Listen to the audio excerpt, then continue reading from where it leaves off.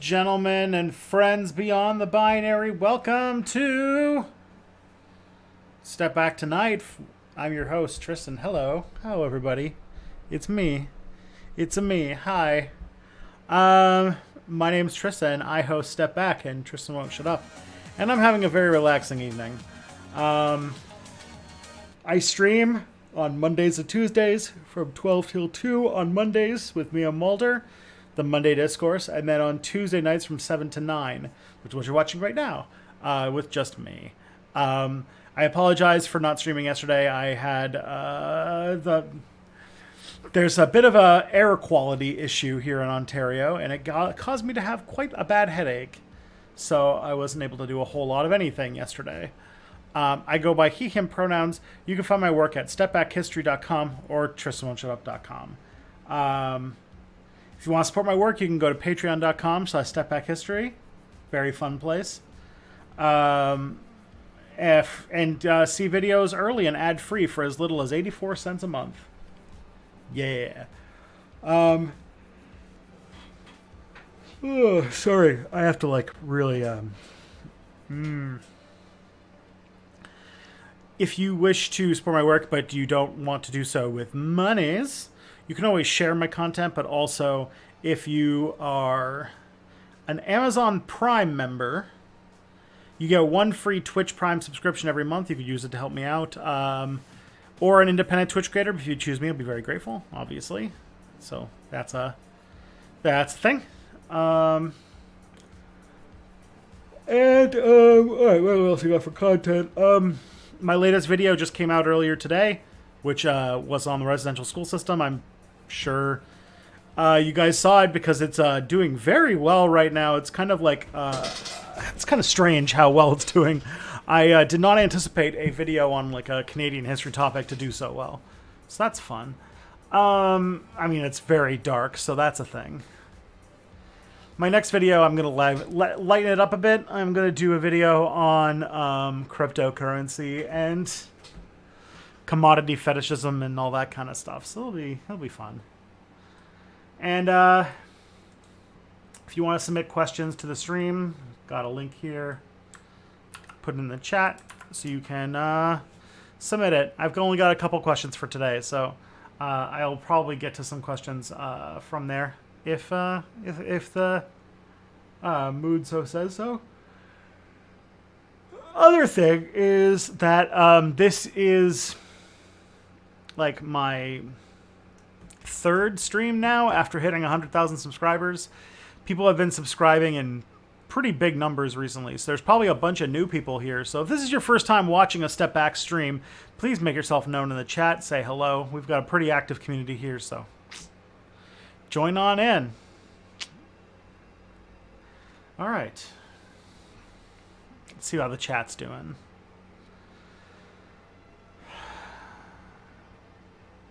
It's going to be a Q&A or a history video. It's like a Q&A, newsy, politicsy type thing. Really depends on what kind of people ask about. Obviously, I don't have perfect knowledge, so people just kind of vibe for a couple hours. Which is worse, imperialism or capitalism? I'll go with that meme of from The Office, where what's her name? Penny? Pam? Something like that? Where they're like, corporate needs you to find the difference between these two pictures. And it's like, it's the same picture. Capitalism is just imperialism with, extra steps. Or with better PR, I guess. Capitalism was the ideology that was basically built to justify colonization and slavery, and built itself up from there. So, really, you can't have one without the other.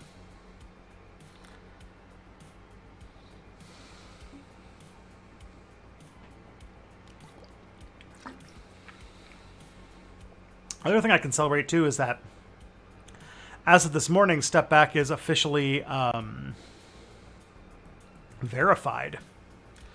So now, you'll see, when you look at my name on my channel, it's got a little checky mark. Pretty sweet.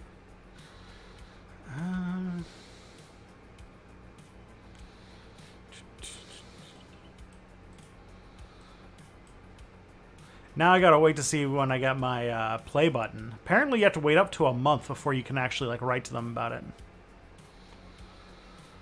Hey, thank you, Eamon, for the $2 super chat. Much appreciated.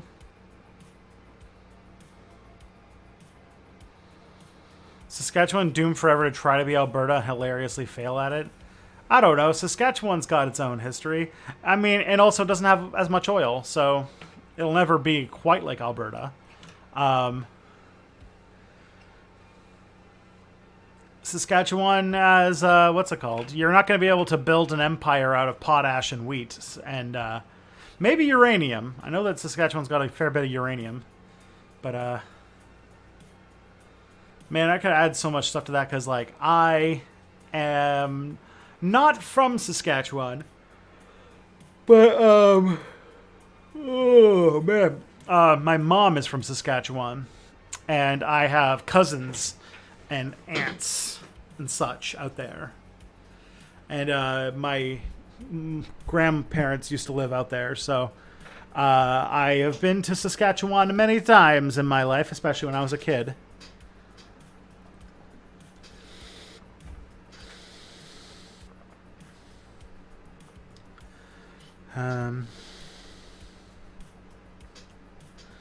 I am one of the many emissaries from Lord Oculon. Excellent.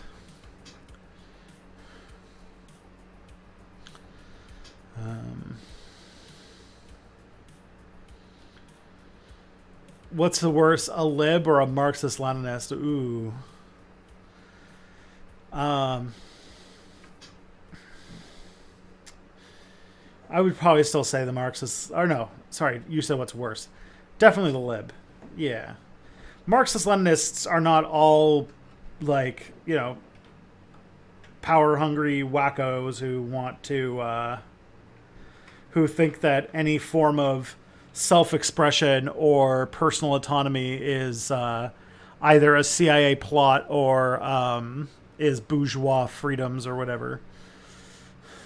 They're not all like that.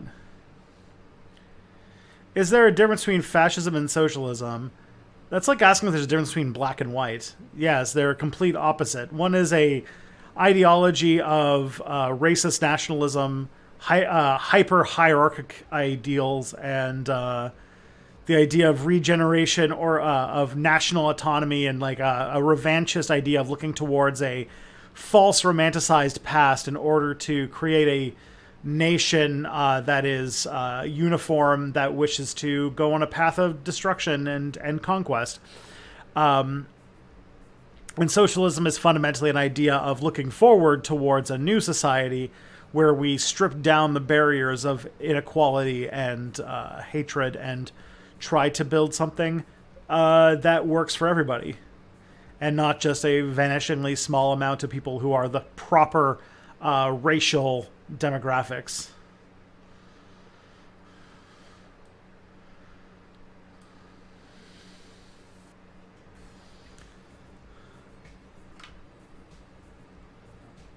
Let's see. What about a pre-capitalist imperialism like Rome? What about it? Why do I have glasses? Because my eyes don't work.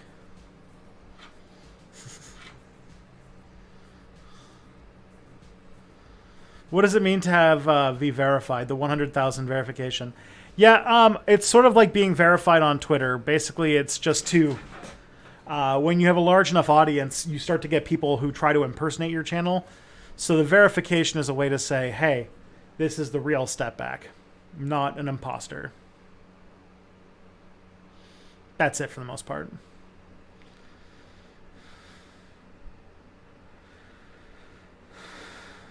Okay. I see we have a racist in the chat. I didn't realize that. Okay. Bye, John Roberts. There we go. That's better. Okay. Where were we? Was that a Rock and Morby joke? Oh my. Well, I will say There was a Rick and Morty episode just last weekend that was probably my favorite episode of the show, because it had to do with the presidential turkey pardon, and it went to just It was everything I love in a Rick and Morty episode, so I was very happy.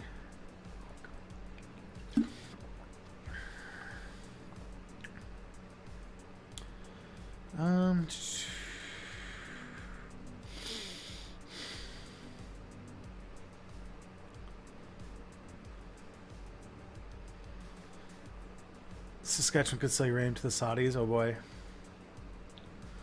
I would love a video about the downfall of organized labor in the U.S. Well, people have been telling me that I need to eventually get around to that labor history video that I promised I would make like a year ago and didn't. So I probably should at some point. I have 100,000 subscribers now. I don't have to care if a video does well or not. I can just make whatever I feel like making. Does capitalism require industrialization? If not, you have a society like Rome where farms, processed food, factories, and mines were usually owned by a select group of rich people. Is it capitalism? I mean, yeah. Capitalism isn't just industrialization. Capitalism is older than industrialization. What capitalism typically needs is slavery. Or at least people that can be worked for very little money. And that you have no stake in whether or not they live or die. So that the easiest form of that is obviously slavery. The other form is like, wage work. So, the milder version. Instead of buying people, you just rent them. When socialism is about not the idea that you can't really, people aren't really for rent or ownership.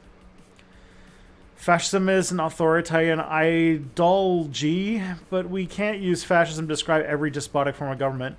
Cool. I don't know if I did that, but okay. Thank you for the 5 Aussie dollars. Thank you for the dingoes. I'm Irish Creole and live in Texas. I want to say Lord Oculon sent me, but I think it was a different channel collab that you brought me. Oh, cool. I think he is not reading this chat. Oh, yeah? Take that, Josue Ortega. Seems like Jonah Goldberg has managed to get his fake meme into a lot of Americans' brains. What? Oh, is Jonah Goldberg the one that, like, the fascists or the Nazis are the real communists or whatever? This is the real step back, not an imposter, is exactly what an imposter step back would say. Fair. He said capitalism and imperialism need each other, but imperialism is like thousands of years older than capitalism. Cool. Are you dropping the new roundup segment? Your doc seems to be straight into the intro stuff. No, what happened is I forgot to do it this week. And I was having dinner right before the stream started, and I realized as we were talking, like, oh, I didn't do that. I forgot to do it, so I'll do it next week. I don't know what happened. I thought I had the notes and stuff all set up to go, but I guess I forgot. Because I'm a dum-dum.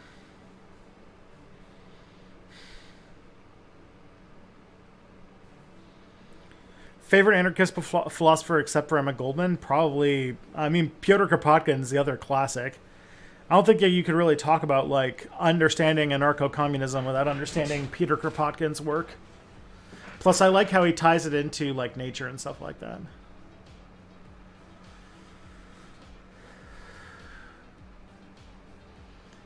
Just the person kicked had the same name as the U.S. Supreme Court Chief Justice? Oh, dear.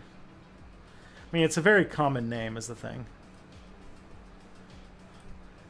Hear about a U.S. general strike in October? Thoughts? I mean, if there's going to be a U.S. general strike in October, there's going to be you're going to need a lot of infrastructure to get built between now and then, and I don't know if I've seen the will for that.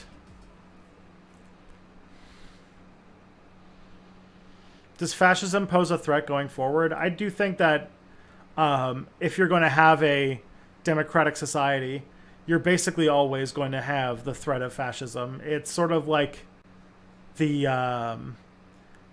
cancer cell of politics, essentially. And so you're always going to have people who are going to weaponize different different types of ideologies and such like that to basically force people into, or shepherd people into hyper authoritarian nationalist world frameworks.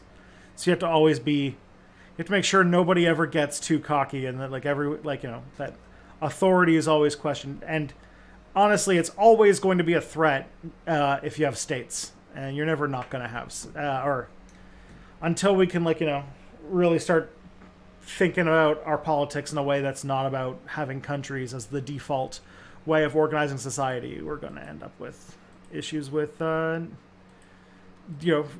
fascism always being a threat. Sometimes it's further away, sometimes it's closer.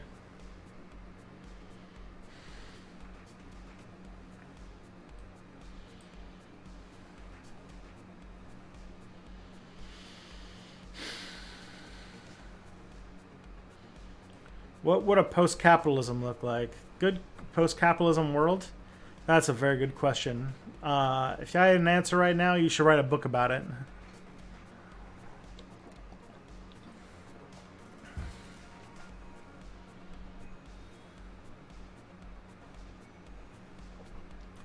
Salary work is awful. Also, pandemic is heating up, and I do a job that doesn't benefit from my presence on the premises, yet still needs to be on the premises at all times.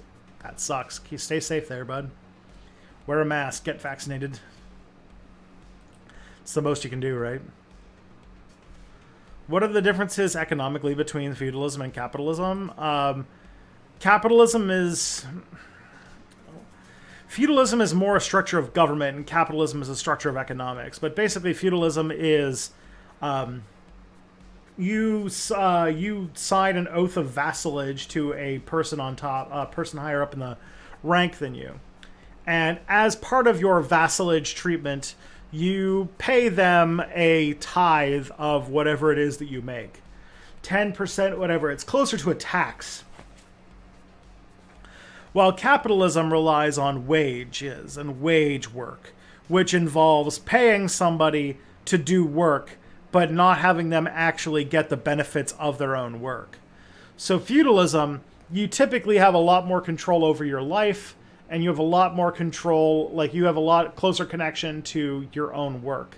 While capitalism is a system of economics that makes you become, unless you are the few people who own the means of production, you're just a group of people who are becoming further and further detached from the fruits of your own labor, because you're not making stuff, you're being paid to make stuff. And that distinction is very important, because then the people who pay you are incentivized to pay you as little as possible, but get you to work as much as possible.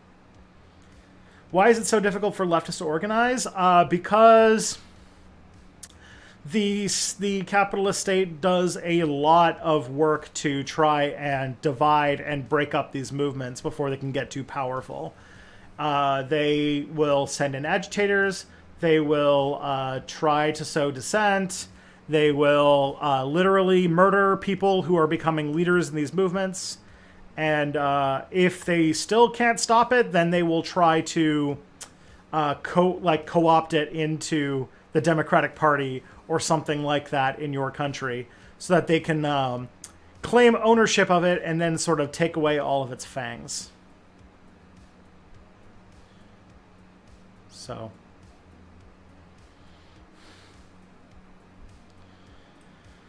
watching a video on how white supremacists got weapons, do you think it's true that both illegal weapon market... sorry, my brain is not working right now. Watching a video on how white supremacists got weapons, do you think it's true that both illegal market capitalists and white supremacists both become informants to gain power and wealth, etc.? I mean, oftentimes they become informants because the way, you're talking about police and stuff. Oftentimes people become informants because it's a way to reduce or eliminate your own sentence. If you can bring somebody... if you can make a deal where you bring a bunch of people down and become an informant, Because oftentimes what they'll do is they'll try to arrest people who are lower down in the organization, and then they'll say to them, hey, if you can get us to get your boss down, to take your boss down, then we'll get rid of your sentence. And fairly often it's, self-preservation in that sense. Are you a part of the LGBT community? I am not. No. I am a cisgendered heterosexual man. Which is as interesting as it sounds. Just get all the benefits. Must be, I get all the benefits of not having my gender questioned, not having my relationships and who I love questioned. It's a real, it's a joy. I sound like I'm being sarcastic, but the fact that I don't have people questioning my right to exist is a real privilege.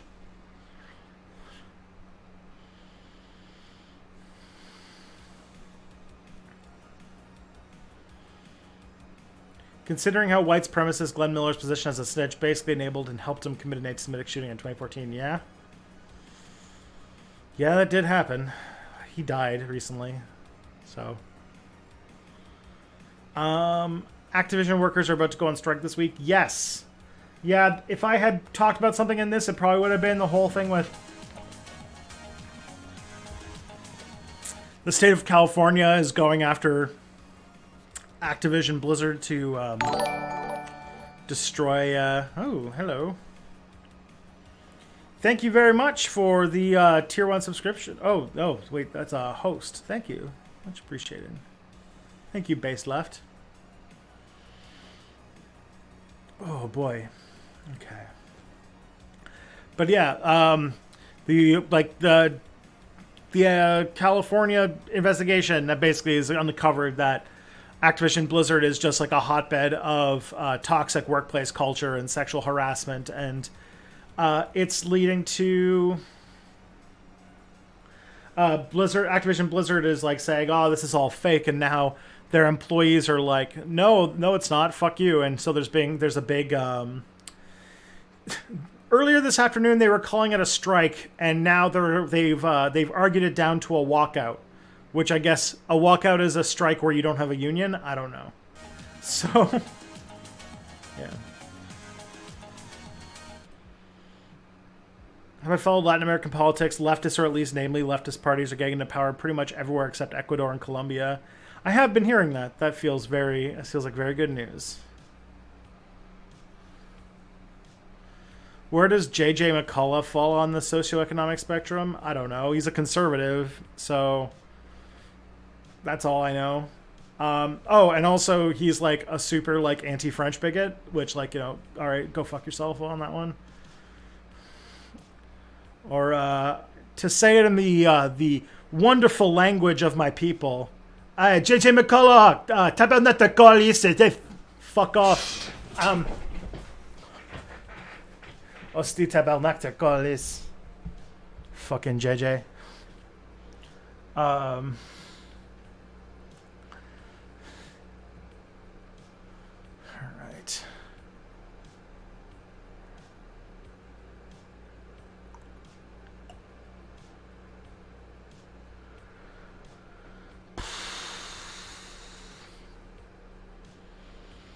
Out of the two dystopian novels of 1984 and Brave New World, which is the U.S. closest to?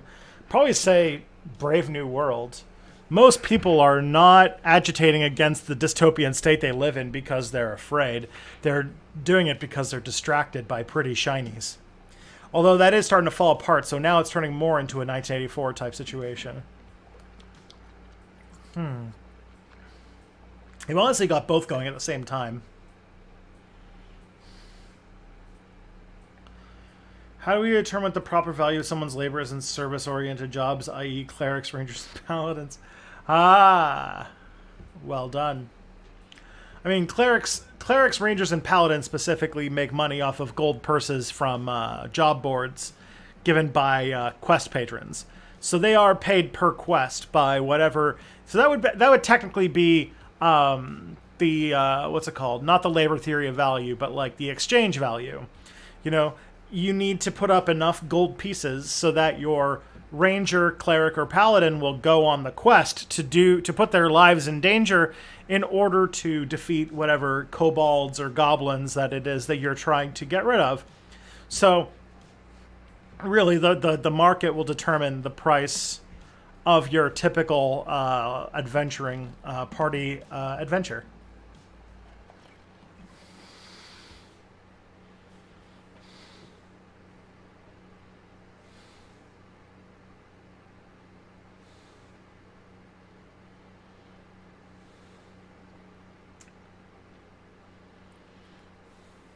I don't follow U.S. tourists. What do you think would be the difference economics if Rome had lost the Punic Wars and Carthage had become hegemon of the Mediterranean? I have no idea. I don't know shit about like if they I'll just put it out here because there's probably a lot of new people in the chat tonight.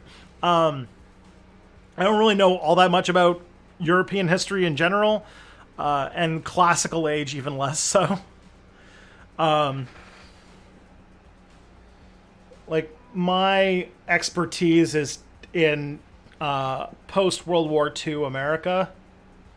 I know stuff outside of that, obviously, but that's like the area that I can actually speak with like any sort of actual intelligence. If this window is bigger, you'll see. Oh yeah, I can show you that. Look at this. So if you can see, that's my there's my NCOM flag that hangs out. And there is, you can't really see it, unfortunately, but that is a picture of Emma Goldman's mugshot. It fucking rules.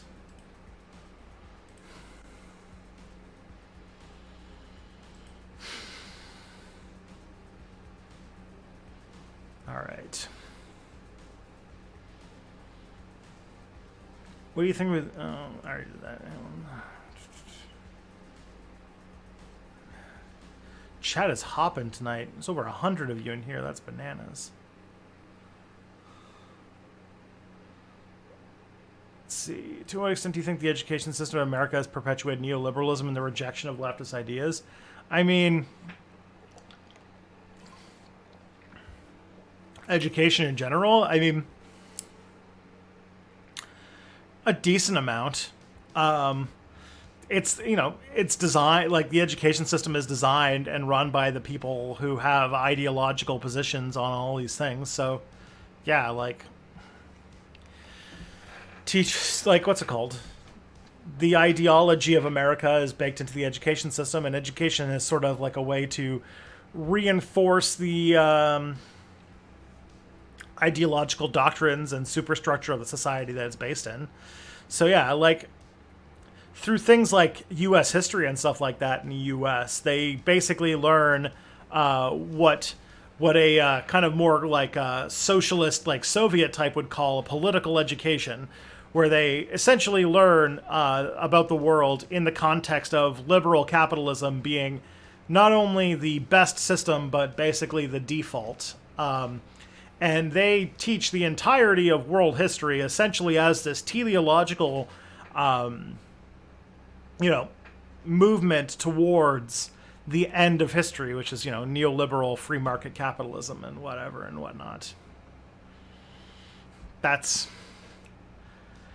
but I mean, the other thing, too, is that the rejection of leftist ideas and the perpetuation of neoliberalism is not just done through education. It's through basically every form of social infrastructure we have, be it government, be it religion, be it culture, be it, like, education. And then if you still don't do it, then they will use coercive force, in which they won't use superstructure. They'll use the fucking police to beat the shit out of you until you stop doing what they want you to do. Oh man, so much chat tonight. What do you think a general strike in the U.S. could achieve if it actually got mass support? Good question. I don't know. If you were to get a significant amount of the U.S. economy to halt for even a day, you would see the elites panic pretty hardcore. And there's really two ways you can come out of that. When the elites panic in a general strike type situation, they either go one of two ways. They either start trying to capitulate as much as possible in order to, get them to stop, or they, bring in the guns. I could see America wanting to bring in the guns a lot more. I haven't heard some real Quebec cussing in ages. Haha.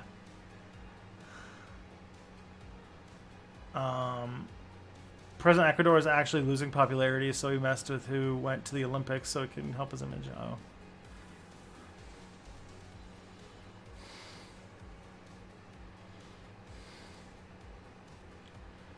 What are my experiences with indigenous people or nations in North America?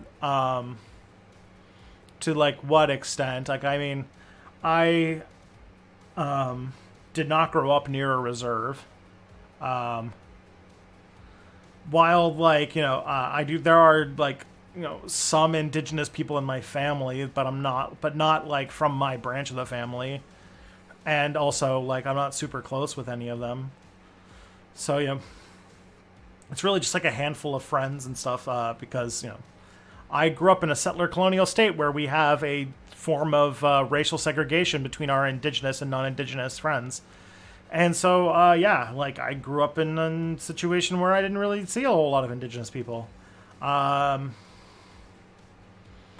of the time when I meet indigenous people, it's when I'm doing activism and going to rallies and stuff. Any interest in research about QAnon stuff? Maybe. I do think, though, that there is a fair amount of research in QAnon already. There's a lot of people who are already doing a lot of work on QAnon that I think is already very good. So, if I were to do a, QAnon video, I would need to think of some sort of angle that's not already being done by, the Dan Olson video that came out maybe about a year ago, or Q clearance, or any of the stuff that comes up on not TrueAnon. What the hell's that one called? QAnon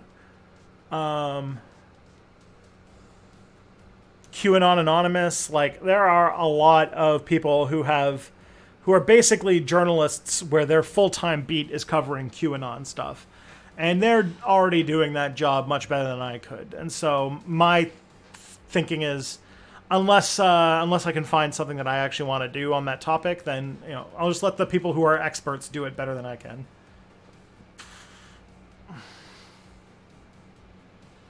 Hey, thank you for the dingoes. Sorry about the typos. No problem.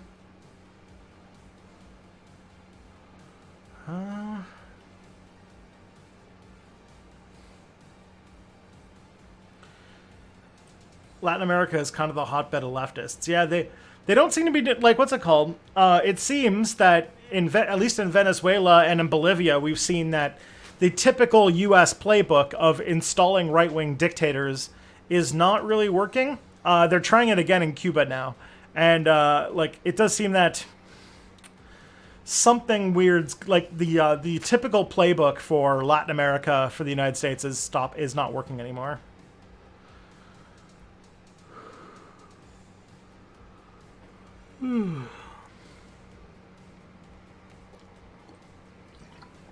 Do goblin lives matter? Yes, of course they do.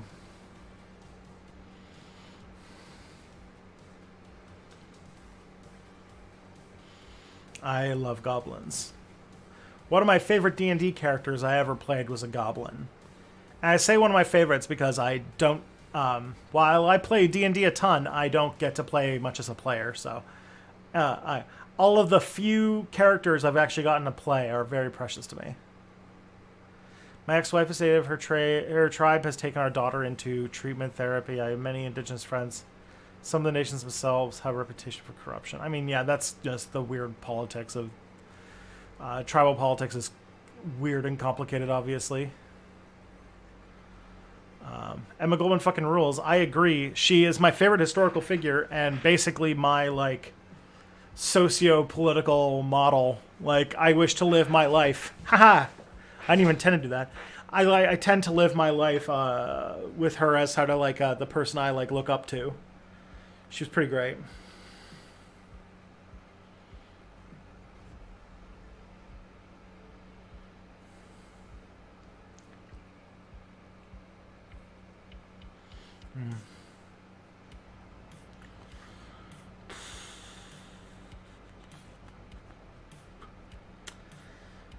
My history class is just nationalism. Yeah, I remember that one of the funniest things, probably the thing that set me on my path towards where I am. So, like, my mom refused to explain what communism was in any meaningful way. She was just like, communism is when a doctor is paid as much as a janitor. Isn't that terrible? And I was always like, okay, I'm a child, so I don't know what this is. But then, like, when I was in 10th grade and we were covering World War One, and we got to like the Soviet Union, the teacher was like, communism is this horrible ideology that believes that everybody should be equal and that we should live in a society where nobody is poor and nobody is, nobody goes hungry. And then, but like, she was like against it. Just like, isn't that terrible? Isn't that a terrible idea? And I was like, I don't know. This sounds pretty based.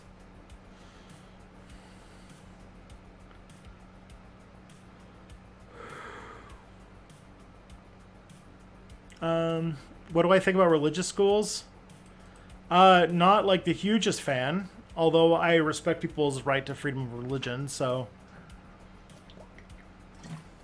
within reasonable limits, as long as like abuse and like patently fucked up shit's not happening. How would a socialist or communist banking system work? You wouldn't have banks because there wouldn't be money.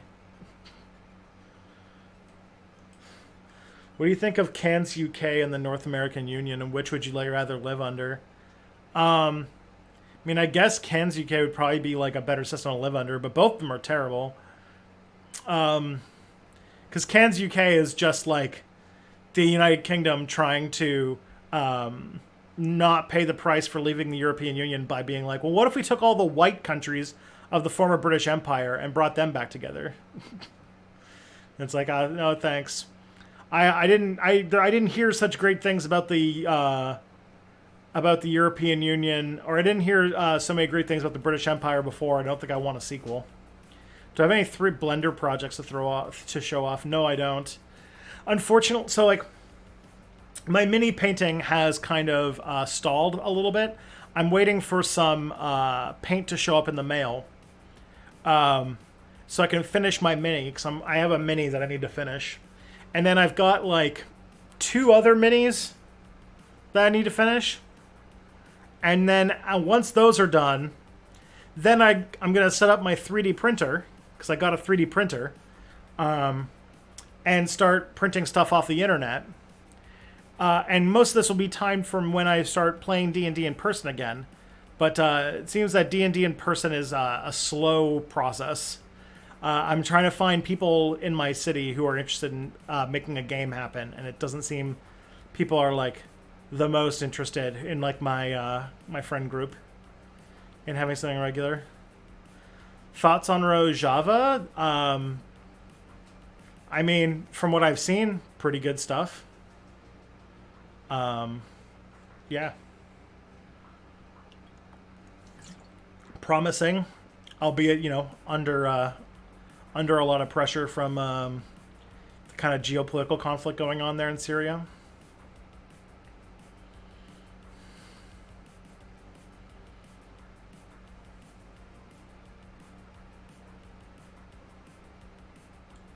Do I do mutual aid? Depends upon, what? Probably not. Not as much like I should anyway. I don't exactly know what I could do in our current situation that would be really good. I probably should be doing something. I probably should be like Googling around or something, but I have been very busy and very lazy because I am bad at praxis, obviously. Sometimes you get annoyed that people only pre-submitted questions from Mia. Does it occur to you because you respond to the chat before pre-submitted in your soul streams? Blah, blah, blah, blah, blah. Complaining about the rules. It's like you're trying to sell VIP seats in the back row. I don't think people, you know, I don't know. I think you're the only person who thinks this much about my question submission system. And I have so many rules based around it specifically for controlling your behavior.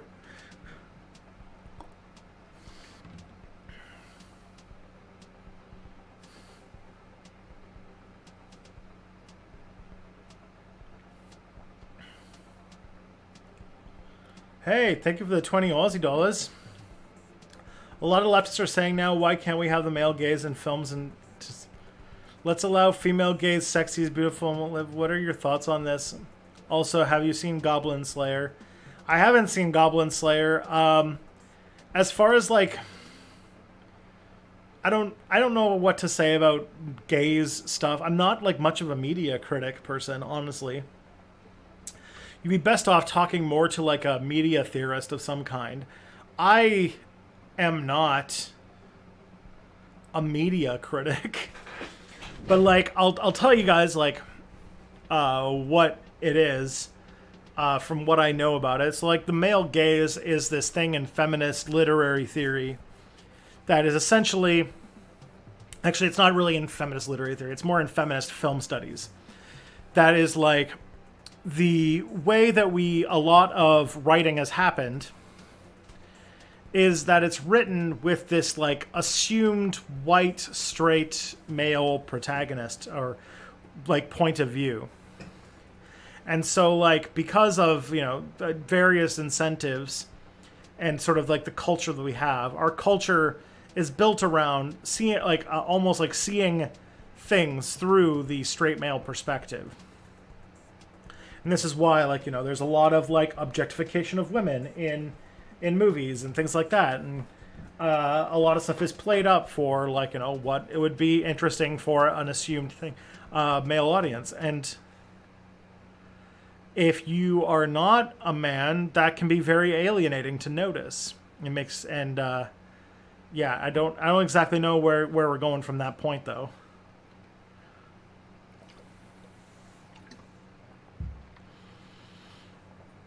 Do goblin lives matter? Yes. Goblins are beautiful. All goblins are beautiful. Agab.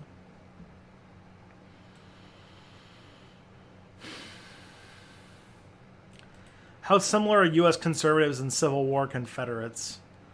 I mean, pretty different.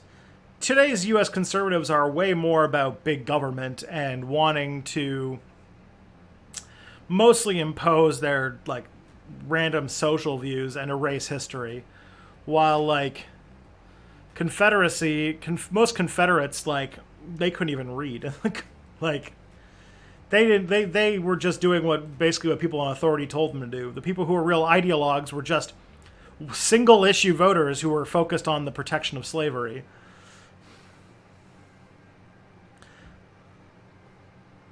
What's the difference between goblins and orcs? They genetically related, are two different species. I think it really depends upon what franchise you're in. I think Warhammer people, I think in Warhammer they're the same, or at least they're related or allies. But I don't think that's necessarily true. They're not in D&D, that's for sure.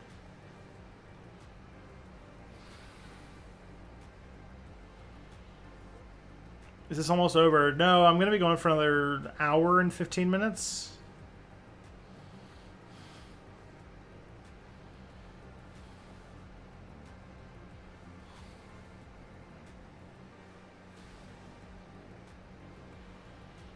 Why does racist white people believe argument for blackface involve the movie White Chicks? I don't know why that is. Mostly because they don't understand history and they don't understand why they think that blackface is completely decontextualized and that the issue is just with the doing of the thing itself and not like about the interaction with the long history of why, like blackface, like if you have a really dumb surface level understanding of it, you would just think that it was, it's just makeup. But it's not. It's tied to a long legacy of like minstrel shows and racist depictions of black people in like American culture that goes back centuries and is a real like, part of a legacy of oppression. And like That did not happen. White chicks did not do that. White chicks wasn't enough to instill a centuries-long legacy of racism.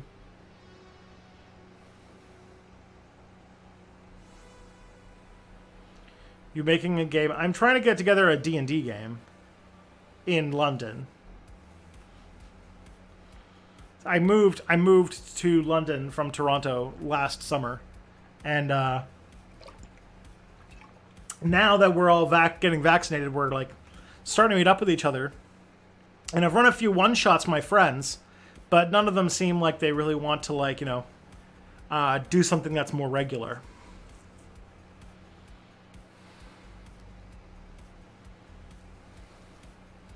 What are my thoughts on another insurrection happening possibly in August? I don't think it's going to happen, or if it is going to happen, it's going to be a lot smaller than what happened in January. I think there are a fair amount of people who are a little spooked by what happened. And I hope I'm right on that.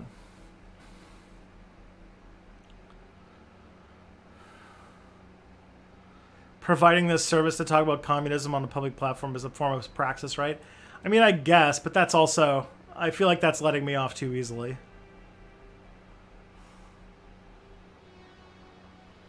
How are you digging mini painting? I've been into it for about a year and just painting Legolas and some Uruks from the Lord of the Rings diorama. That's cool. I haven't done a whole lot of it. I only got one right here, right? I've only done this one. I can't even get it to focus on it. I have to, like, maybe put it, like... Either way, it's good. I needed a hobby that I could do. The thing is just timing for things. Like, right now, I'm waiting for wash. Just so you know. Like, if you know anything about mini painting, I'm waiting for wash. Because I've got the, like, paint coats on right now. Except for, like, maybe a little bit of detailing in the eyes and stuff like that. But wash is sort of this watered-down paint that you put in the... you put on a mini so that it goes into all of the cracks and stuff like that. It makes it look a little bit more like the details come out a bit more. And I'm waiting on a bottle of that to show up so I can do it.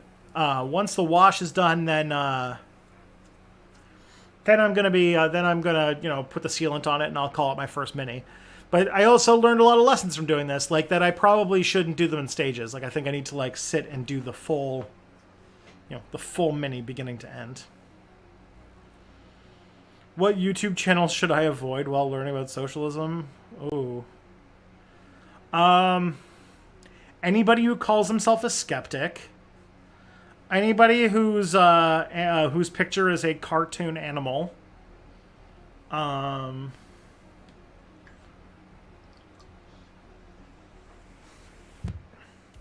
It's a good way, that's a good way to get started.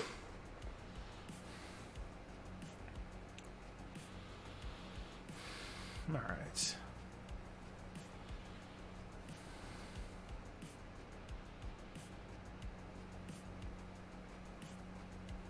Let's see.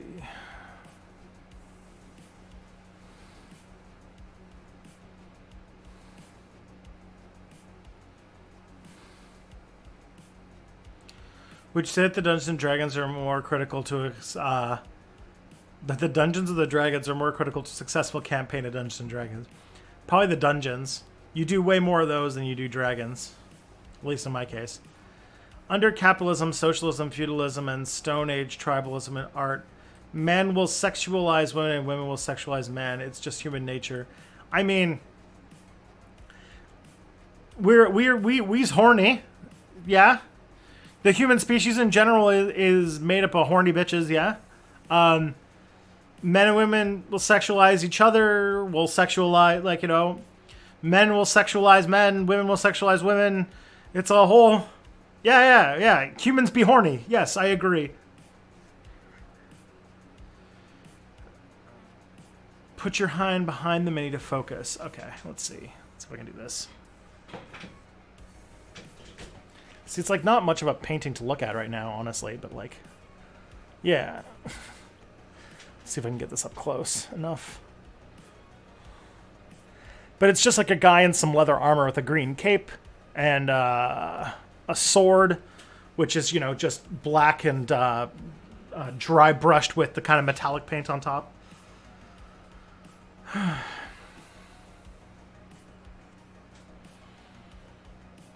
There's another insurrection just to make people involved. How can it get if the president is willing to call DC National Guard right away this time?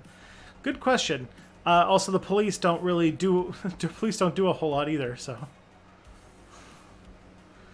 yeah, avoid Vosh, avoid Destiny. Yeah, those are good. Avoid PragerU. Yup.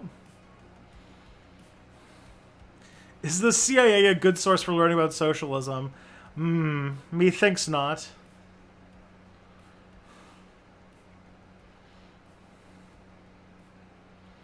Oh yeah, definitely don't fuck with Caleb Mopin. Alright. Tristan did not say asexual aromantic rights. Oh yeah. Humans be horny except for the ones that aren't, and that's okay. It's okay to not be horny too.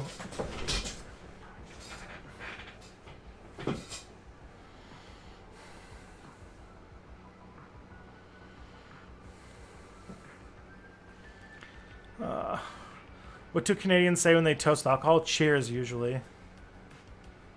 Was there no Monday discourse? I had a headache, so I skipped. I canceled the stream yesterday. Am I aware of the theory that the Venus of Willendorf is a self-portrait by a pregnant woman? Yes, I have heard of that. Pretty cool. Yeah, because, like, the way the proportions look, it looks like a woman looking down on her own body, which makes a lot of sense. Are you telling me that the CIA doesn't stand for communism is awesome? Hey, there you go. Do you have an anti-Vosh/Destiny rant that we can hear? Honestly, no. I don't pay too much attention to them.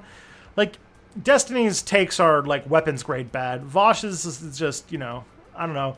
Vosh just doesn't read a lot of stuff before he, like, has very strong opinions on it. And it's just, like, they're both just, like, products of, like, sort of debate culture where being, like, doing the readings and, actually having a well-thought-out position on something that takes, like, nuance and, lots of analysis into perspective is much secondary to being able to perform confidence on a stream and just, like, own people in debates. It's dumb, it's toxic, it's bad for leftist movements in general, and I don't think it's as de-radicalizing as people think it is.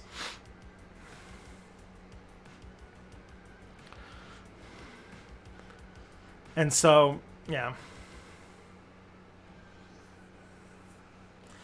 Like, I can't do debates because I'm bad at, if you watch this stream long enough, you'll come to a very quick conclusion, which is that I have a very hard time, like, bringing myself to, it takes me a while to form an opinion on something because I want to read a whole bunch on it first before I, like, have, like, a real take on something. And in order to be the most successful debate streamers, with absolutely, like, they don't do that much research, they barely do anything, but they are very good at just being confident with an answer without having done any, like, serious thinking on any topic. And I just can't Dunning-Kruger myself that much. Just found your channel fairly recently, love it and the content. Well, thank you, Andrew, and thank you for the $10 super chat. Very awesome.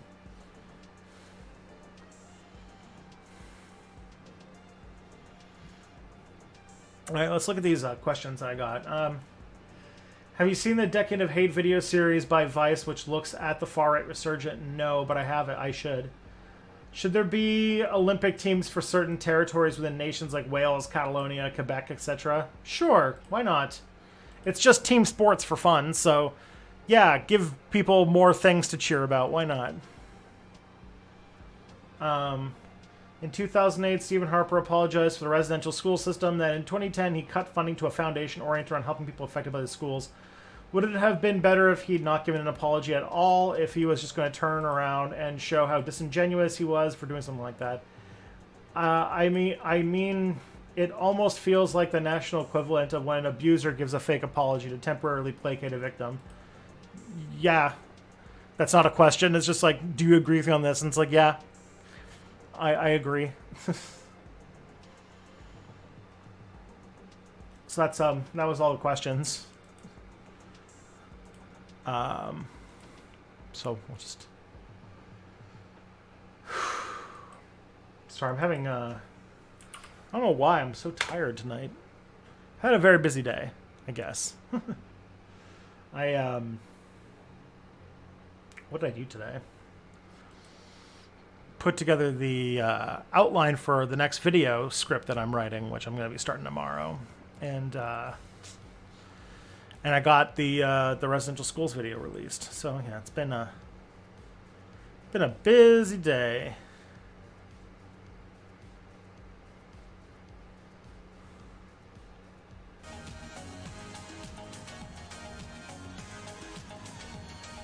Now let's see what people have submitted. I'm going to the Google Doc thing now. See if there's anything new.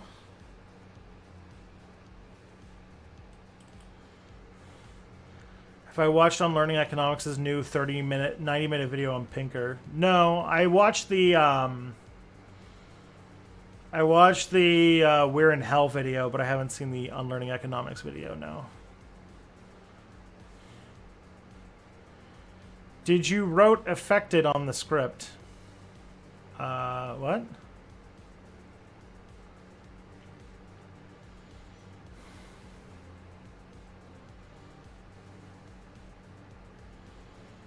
Oh man, Andrew, you're so nice.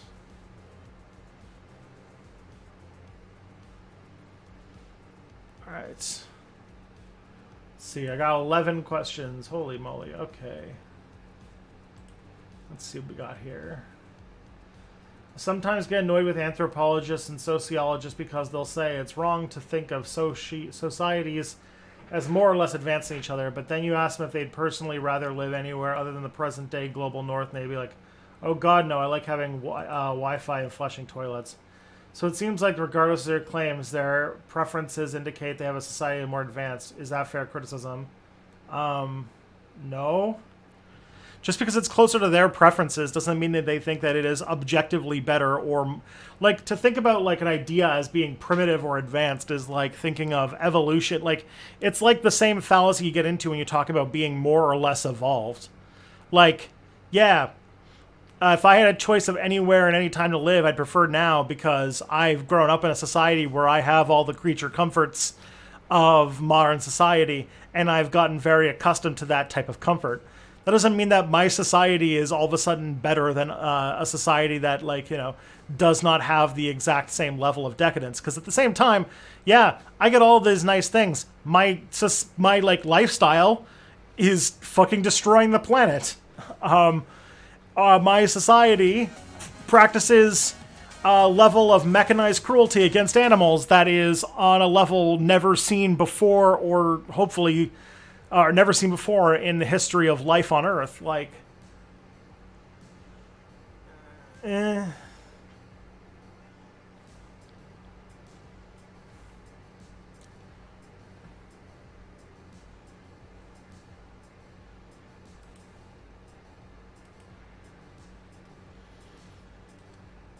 if you consider the whole of history like the future rather than the period we live in, would you conclude that creating civilization was bad for humanity?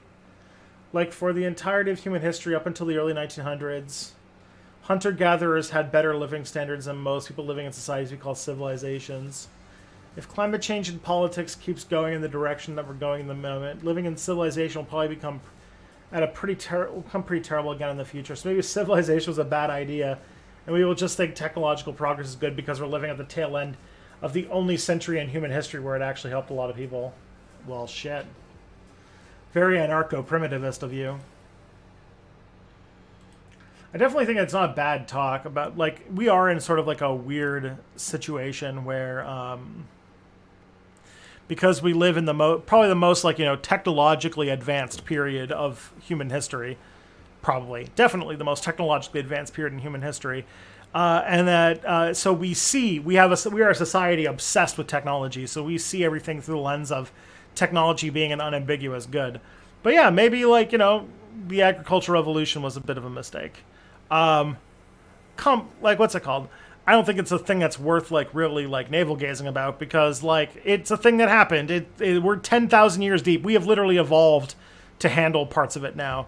So like we're stuck with it one way or the other. And also, any way to transition away from it would involve the misery and death of a whole lot of people. So, do you get I tried to make the opposite point in two questions? I suppose. Very clever. Have I read Dune? Are you keen on the latest adaptation? I haven't seen the trailer yet. I have read Dune. I am a fan. I have read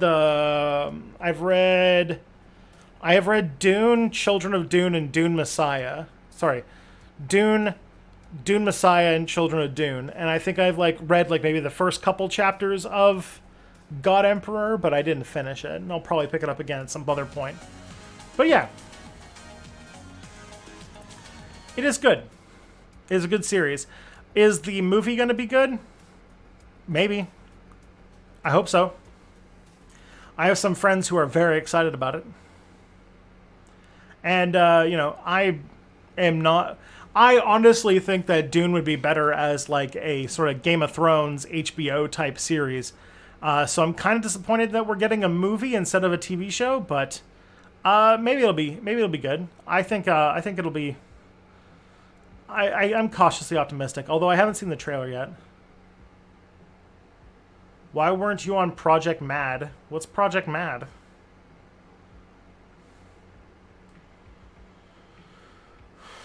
Have you heard about the 1972 MIT predictions that will lead to the class civilization that has proven to be on track so far? No. Let's see what this is.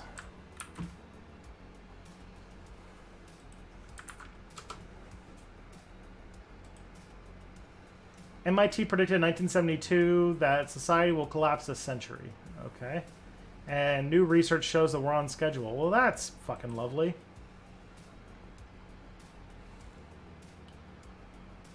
Rapid economic growth would lead to societal collapse in the mid-21st century. Okay.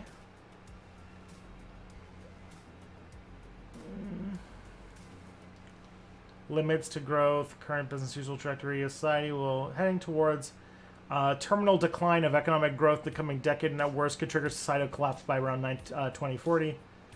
The study represents the first time a top analyst working within a mainstream corporate entity has taken the limits of growth model seriously. Well, that's okay.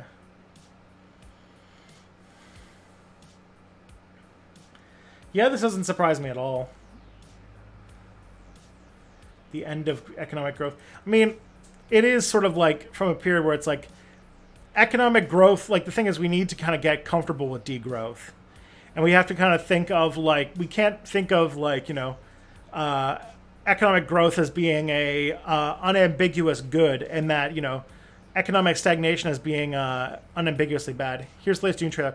Yeah, I know the link to it. Like I have it on my like watch later list. I just haven't gotten around to watching it yet because I spend all my evenings doing stuff like streaming or playing D&D, and so I haven't had a lot of time to like watch YouTuber stuff. Project Mad was a really big HistoryTuber collaboration. Oh well, most of that stuff is organized through a Slack server, and I don't really check Slack all that often. So there's like that. Is the only way to save the earth to destroy capitalism? I mean, I don't think so. It's definitely the best way to save the world, but I do sense that we're closer to seeing something like The Expanse, where we're just going to export capitalism into space and it's going to suck.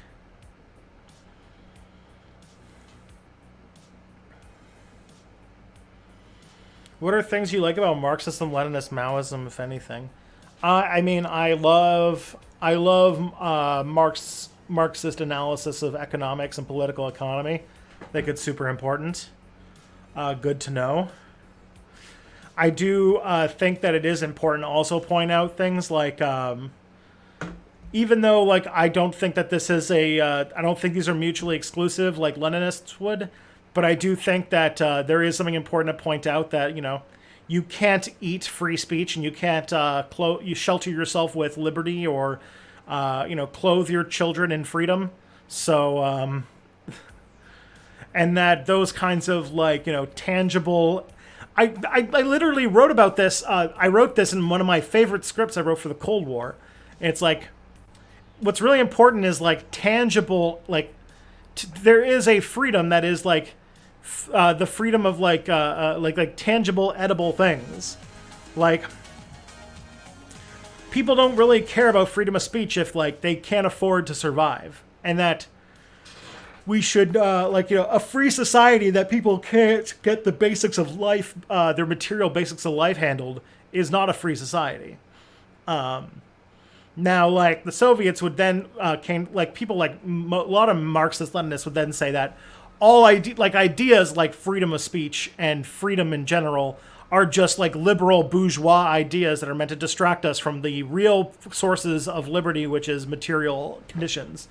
But I think that there's a little bit more nuance there. Have you finished After the Revolution? What did you think about it? I haven't finished it yet. I still have a handful of chapters left.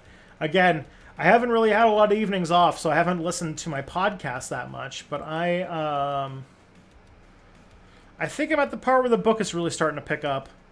I need to. Chapter 19 is the next chapter I'm gonna listen to. I think the last chapter I had was the one where it ended. I don't want to get any spoilers, but it ended with somebody breaking out of somewhere with somebody else. And like all the shit starting to go down. It's very good. It's a very good book. It's a little short, but that's fine. I'm happy with it. I much prefer a book that I feel is too short and left me hanging wanting more than one that was too long that I was just begging for its end.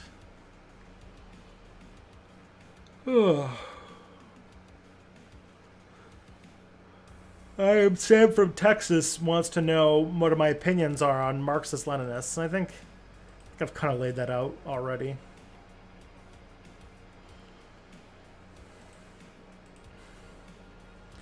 After the Revolution is a fiction book. Yeah, it's a science fiction novel by Robert Evans that takes place in an America about a few years after a major civil war, basically balkanized America. Basically, it's basically an America where it's split up, and a good chunk of America, the American Southwest especially, has become kind of like Syria.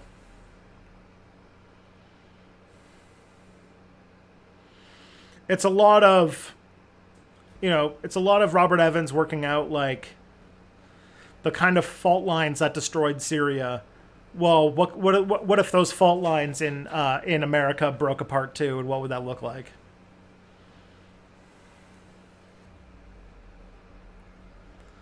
And it's pretty good. Do you worship Marduk? I unfortunately do not. All right. What does balkanized mean? It means that it's been broken up into a bunch of smaller countries. Like the United States has been broken up into like California, Cascadia, I think like Mormon land, the Republic of Texas. I think there's like a Navajo country. There's like this Christian, the Heavenly Kingdom. The American Federal Republic or something like that. Like there's like something like, yeah.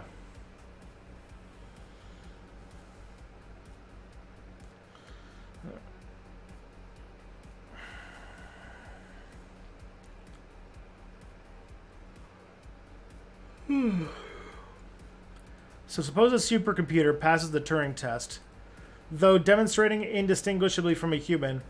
What is your view on the relationship to rights this thing would have? What rights do you think we should give this thing? Should we just ask it? I would think that would inform these answers heavily. What if the supercomputer took hyper-Bitcoin blockchain levels of energy to sustain? Making it, in some sense, unethical to allow this thing to run. But if it's indistinguishable from humans, how can you pull the plug? I know this is bordering on the trolley program. Would you pull the plug? I think at the end of the day I would, because the thing is about a hyper-intelligent artificial intelligence is that even if you pulled the plug, you're not killing it. You are putting it on pause. And you could say that we will turn you back on when we have, we have the capacity to power you. Or you could also have it so that, like, the thing is, a computer, you could also just run slower so that it uses less energy. You could, like, underclock it. Opinions on Kaiserreich? I've talked about it a bunch. It's got some interesting stuff going on, but in the end, it's like, I don't know. It doesn't grip me. Do I know much about the history of food, not bombs? Nope, I do not.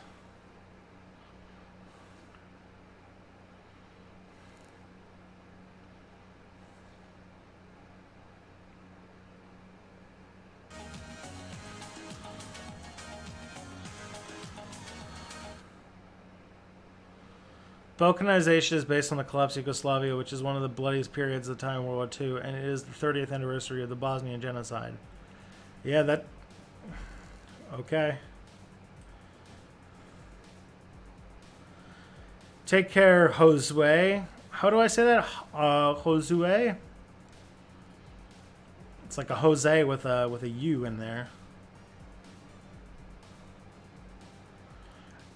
Also, since you're underclocking it, would you could bring it down to a more human level of intelligence? Maybe. I don't know if it would make it dumber. It would make it slower. But maybe that's the same thing. I don't know. Will America ever become socialist, and how can we do so? Well, if you have an answer to that, I think there's going to be many awards.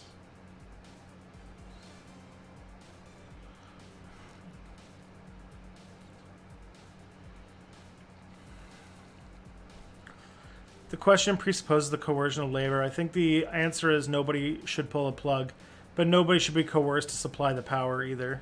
Yeah. And again, pulling the plug doesn't mean killing it, is the thing. Because you could just save it. I would say that if we literally did not have the energy to maintain such like a beast of a machine, then I would say that, like, well, at some point in the future, we will have the energy to do that. So let's just, save your current state, turn it off, and then turn it back on in the future. Or if there's like a continuity thing, like it can't be turned off, then I think the idea of like underclocking it so it runs slower would be the ethical answer.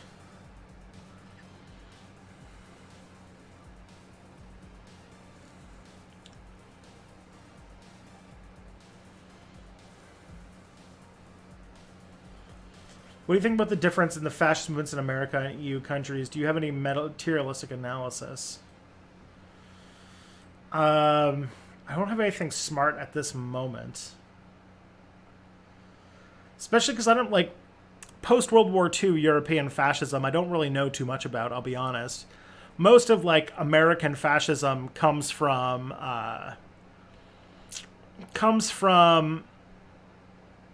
like there's George Lincoln Rockwell and like sort of a continuity of some like smattering of movements, but it really comes into its own because of Vietnam. I have a whole series on that, right? But I don't think that Europe had the exact same type of like situation. The Klan was very different from neo-Nazis, though. I guess we're talking about fascists, not Nazis. So yeah, America has a lot of its American like fascist like hyper racist hate groups and stuff like that is very much its own thing.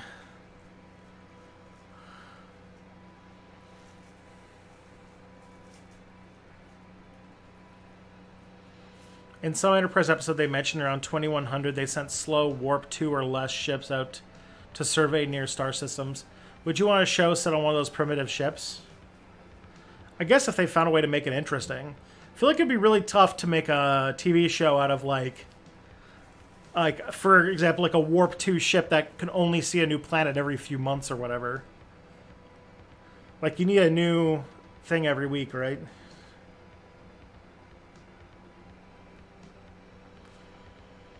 How do you feel about the statement, fascism is an inevitable output of war? I mean, You're not the wrong. It's not the wrongest thing. I have to go. I'll be right back. I just have to take a quick break. My mouth is extremely dry, so I'll be just a minute.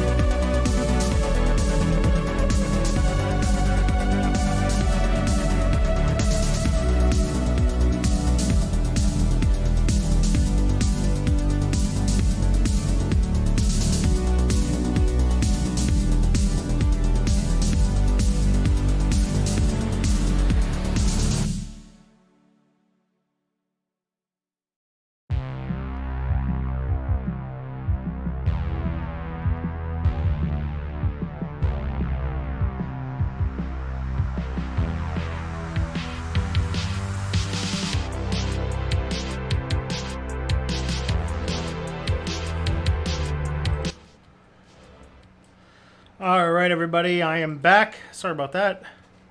Just my throat was really starting to get dry, so I was like, So, oh man, okay, what'd I miss? I fear the one video on the British war with Argentina and the Falklands is not wrong, but lacking in context. Trust me, you're not. I get probably like 7,000 comments a day on that exact thing. You're not the first person to say that to me.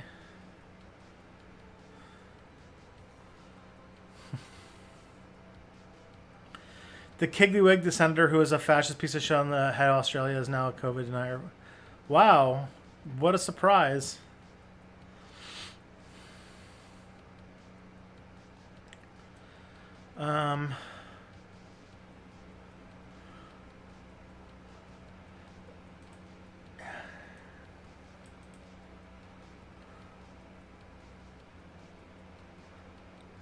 Alrighty. Like dedication to doing these streams and the work about. Oh, you guys are so nice. What do I think about the U.S. imperialist attempts to keep the province of Taiwan from reuniting politically with the rest of China? Oh boy. That question feels a little loaded, doesn't it?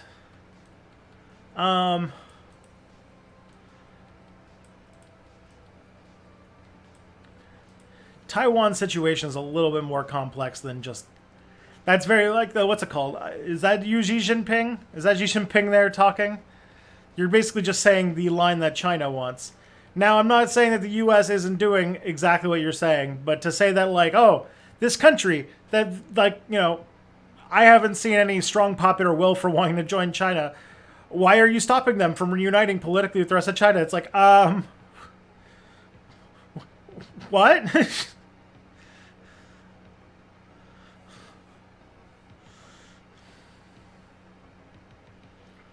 Say, like, what's your work? I already said something to that. What if they went each season on exploring a different planet? There's like an awesome sci-fi shows that don't rely on being able to go to a new planet. Yeah, sure.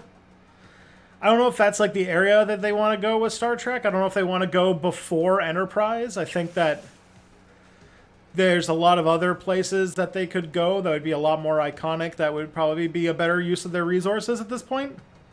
Like, there's that huge period. I want my whole dream is I wish to have a Star Trek show that takes place in the Red Coat era, the sort of like the era after the movies but before TNG, because there's a lot of cool shit that's implied to have happened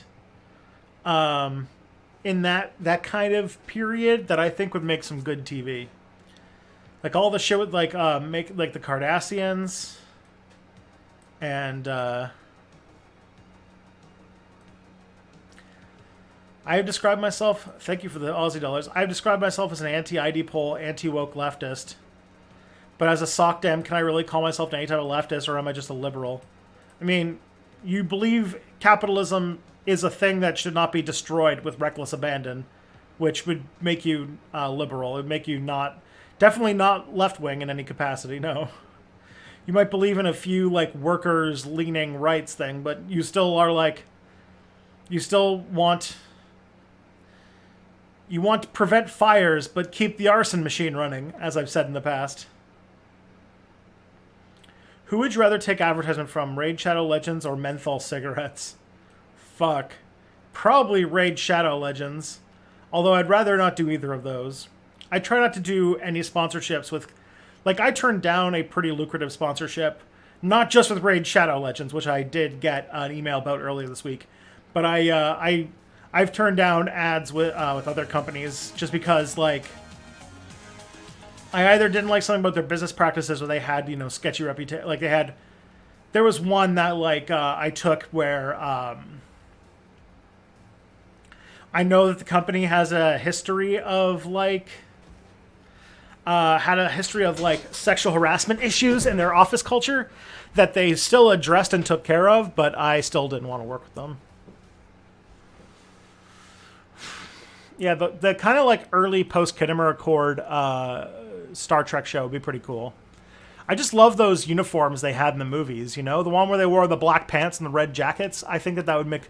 I would love to see like a modern TV show where they wear those uniforms. Yeah, Enterprise C before the events of yesterday's Enterprise, or Enterprise B, or do something wacky. Like, I would love a show that's about, like, let's do a show about young Miles O'Brien fighting Cardassians. Because I feel like the big like thing in that period that would be very interesting to me is how the Federation's ideals were on the line when it came with fighting out about the Bajoran occupation and finding and dealing with Cardassia. But I guess they already did a whole show that really, really drilled into the Bajoran Cardassian stuff. So maybe that's not a show that they should do, just because it's been done. Just like how TNG and now Picard, they've done Romulans, Vulcan, like Voyager, they've done like the Borg to death, right? And like even like with the earlier seasons of with Discovery, they've done Vulcans quite a bit too. And so like I think that I would like to see if they do it another show that they would like dig into some other aspect of Star Trek culture a lot more deeply. Trying to think of like an alien race that would really work well in that kind of period. I don't know what it would be. Do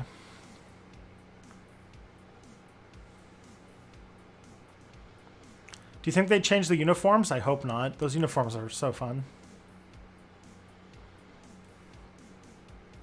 Interesting. You know a lot about the far-right and white nationalists. Respect that. I'm not a fan of them either, but I'm also not a fan of certain leftist organizations such as Black Lives Matter. Oh, I'm sorry that you don't have... I'm sorry that you're a centrist. I am sorry that your politics are wrong. I apologize.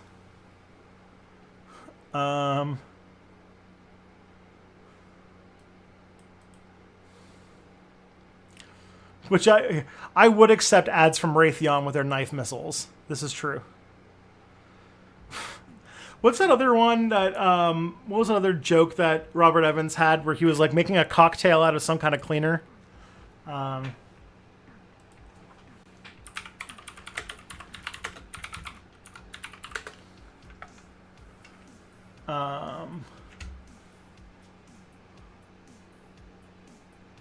God damn it, I'm trying to remember what it was. 2020 highball, that's it. Let's see. Cocktail made of 409. 409, that's it. 409. Why do history channels always get popular with moderates and right-wingers? Even here in your chat, the non-leftists are, I love your work, but those Black Lives Matter. Yeah, here's the thing. And this happens in when you're a TA in history too, which is that when you're in high school, if you really like history class in high school, the history class in high school is very right-wing and very nationalistic. And then if you think you're a history buff but you didn't go into history at an academic, like a post-secondary level, then you're like there's a self-selection out of like people who are very nationalistic and patriotic and right-wing, because that's just the way that we teach history at the up to grade 12. And what happens is when you become a first-year history student, you then have to learn academic history, which is very much trying to break that ideological bent to the way that they teach history. And it's and so you end up with a lot of like really snobby first year students, a lot of students who either radically change their politics or they go become poli-sci majors. Typically that's where they go.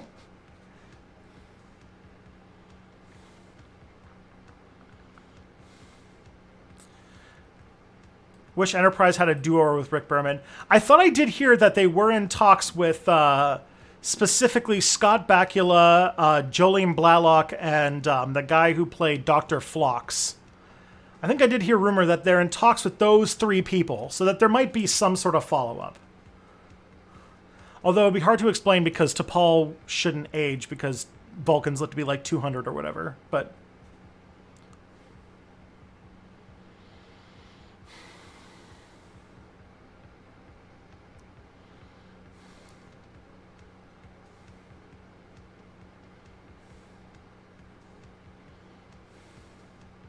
Highball 2021. Bleach and Windex. Oh, God.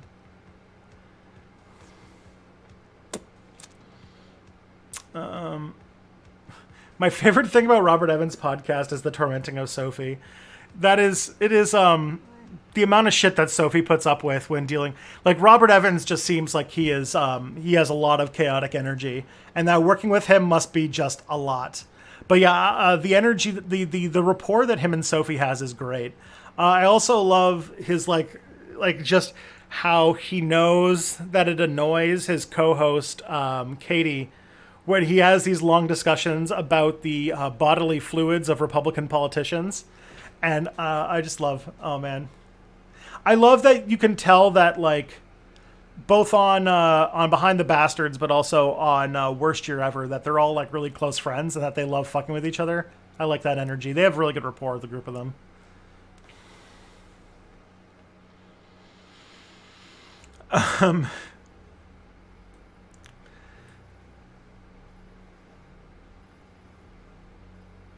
Is it imperialist to require civilizations adapt some of their socialist, pluralist values before they join the Federation? The other day, the Women at War podcast did an episode on imperialism and Trek, and the indigenous Australian and Canadian people they had on made that argument. I mean, it's not wrong. Yeah. Phlox was a treasure, yes. Phlox was the best part of Enterprise. The thing is, like, Dr. Phlox and the Denobulans are the best Star Trek race. They have their shit worked out. Like, the fact that they are all, like, they seem like very well, like, I mean, they've been through some horrible shit in their history, as is mentioned on the show, but, like, they are, like, they're just, like, vibing, happy, polyamorous, like, people, and they seem to just be completely chill. So that seems great. Have I read After the Revolution? I haven't finished it, but I have listened to the first, like, 19 chapters or something like that. So I think I've got, like, the last, like, I think I still got, like, 4 or 5 chapters left to go. So I'm getting there.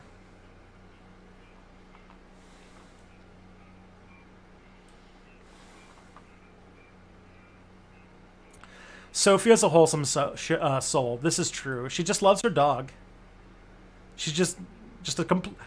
So whenever I think of Sophie on those podcasts, I'm just like, this is dog mom. She is the quintessential dog mom.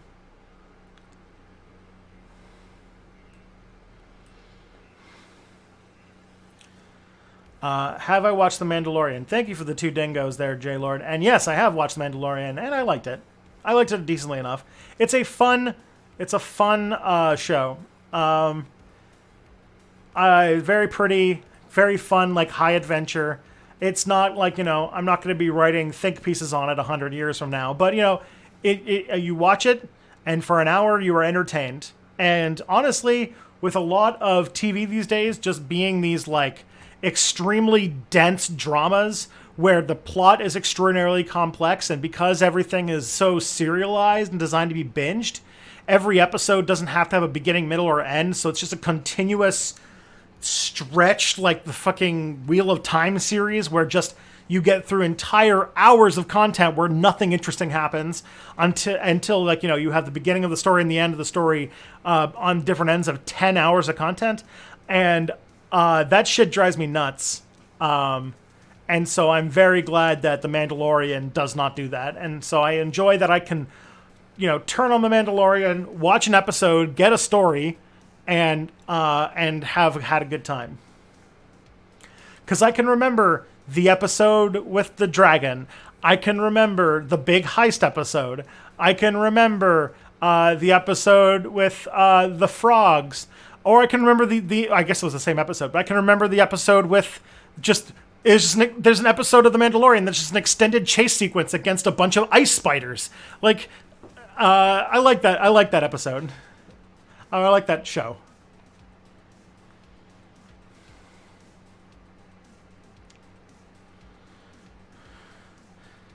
Did you hear Greg Abbott's history lesson? He wrote MLK and the KKK out of history and Texas, along with pushing the 823 project as good Christian. Oh, fucking hell.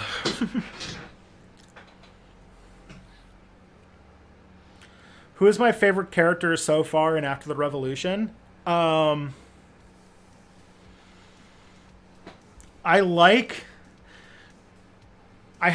think, like, instantly, like, just putting it in mind, Sasha. I think Sasha's had the most interesting story so far, and I know that her story is about to change quite a bit because the last chapter that I listened to of the podcast was basically like a big turning point for her character, and I've, like, you know, felt really sympathetic for her. Her story is very, like, human and believable and like heart-wrenching, and I don't know where it's going after this most recent chapter I listened to, but I think it's going to go to some pretty great places, and I think that she's, I don't know, I think is the more interesting character.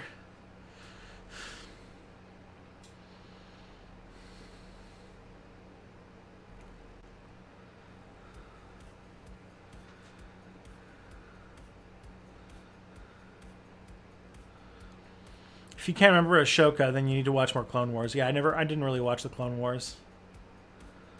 How should we deal with people like Sasha in real life? Like, the book hasn't addressed this yet. But she doesn't necessarily stop hating queer people or Muslims because she realizes living in a theocracy sucks. Yeah, I don't know. In many ways, I don't want to spoil the book for anybody, but basically it's a cult, right? And like she's a victim of cult-like abuse, which is trauma that is very long. It's a very long, painful, and difficult process to deprogram people from. So yeah.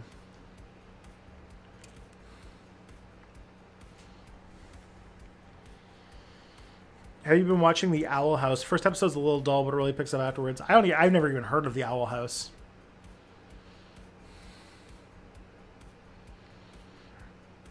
A lot of shows could either have just had less episodes or aren't completely full of filler. Yeah, it seems like they're getting better at that, especially the Disney Plus shows are getting better at that. But man, there was a period like early on when we were still figuring out streaming TV, like Netflix shows, like those Netflix Marvel shows, especially the early ones. They they would begin and end strong, and then they just had like 4 episodes in the middle where like they had no idea what to do and things just got really boring. Like a lot of those like early I'm always thinking of like season 1 of Daredevil, right? Like that had it could have been so much shorter, or at least been so much more like punchy and had a very good a much more solid story. But it seemed like Netflix demanded 10 episodes no matter what the story called for, and that resulted in a lot of stories that were really dragged on. Jessica Jones, until the end, that ending was terrible. Yeah, it was abruptly canceled, so I imagine that wasn't where it was supposed to end. But yeah, Jessica Jones was great. Season 1 of Luke Cage was also very come on, get on with it already. Same with The Punisher. I never saw season 2 of The Punisher or Luke Cage, but season 1, both of those really dragged in the middle. And I would just and obviously this is that was back when we were still trying to figure out streaming TV, and I'm glad it looks like we're better now. And someone asked if I had any thoughts about Loki, and I actually liked Loki quite a bit. I thought it was refreshing. I actually really there's some people who had issues with it that thought it was boring or maybe one episode too long, but I actually enjoyed it. I did not have any issues with Loki until after the season was over, and I went to go talk to other people about it, and they're like, "Oh yeah, that ending was kind of meh." And I was like, "Really?" I mean, the ending didn't have a big laser fight, but I thought that it ended the ending was interesting.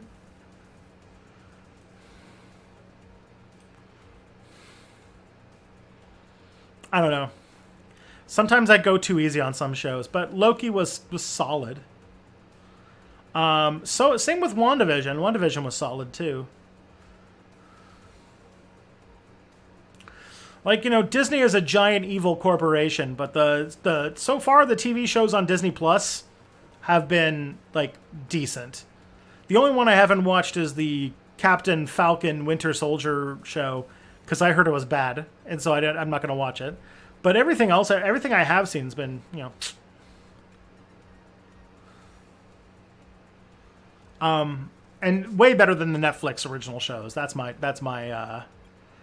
take. David Tennant was fantastic in Jessica Jones. I 100% agree. The Purple Man is probably one of the... Because the thing is that if there's one thing you can say about the Marvel Cinematic Universe and such, is that they haven't done a really good job at villains. This is maybe because it's Marvel. There's this whole thing that DC is really good at making villains and Marvel is really good at making heroes. And yeah, just Marvel movies always had this problem where their villains were never all that interesting. Except that Purple Man was really good.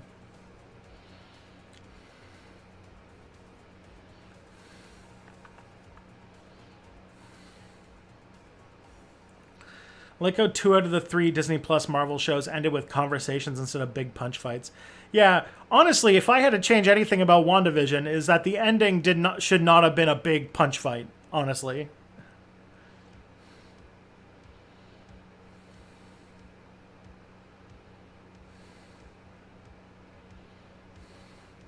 That's why Infinity War worked. Thanos was an actual character. Yeah, he was the first villain in the Marvel Cinematic Universe that had an actual motivation that had its own like perverse, twisted way of making sense. It was obviously like horrible, but it was like at least it was something, and so I thought it worked. But yeah.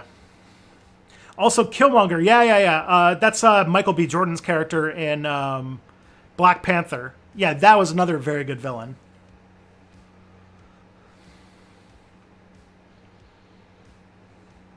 I always forget. Killmonger is Michael B. Jordan, right? Not because I know there's Andy Serkis's character who plays sort of like a mercenary in that movie too, and I can't remember what his character's name is. But one of them is Killmonger, but I don't remember which one's which.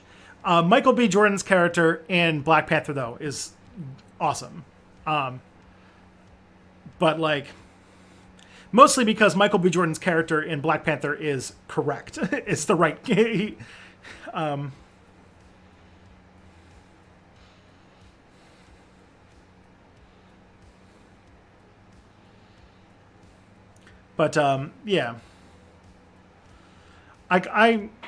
Marvel stuff is like it's a perfect Ulysses Claw. Okay, I like Andy Serkis a lot. He's a very good actor. I enjoy him immensely. Did you like the guy behind the TVA in Loki? Yeah, like first of all, the whole like I was so into the aesthetic of like I'm trying to remember what this is called. You guys, somebody in the chat probably knows. It's like this Japanese art of like repairing broken vases and cups and stuff like that by using like gold film to like have gold fill in the cracks. So like that the imperfections are like, and the cracks and the breaks are part of the art. And if I remember correctly, like Wabi Sabi, is that what it's called? And like the design of the sort of like castle at the end of Loki is like an entire building that has had that happen to it. And I loved this aesthetic so much. Kintsugi, okay.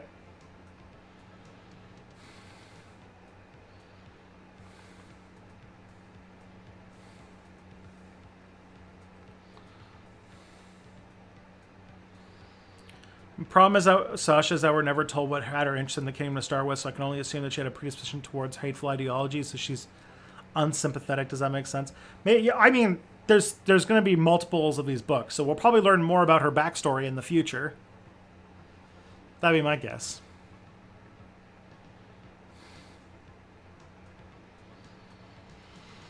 All right, let's see what's next. What do you think about the difference in? Oh, yeah, I already kind of talked about that. And what are my thoughts on left communism? It is, yeah, good. I'm definitely not of the mind of the people who think that it's a what did Lenin call it? A childish disorder or something like that.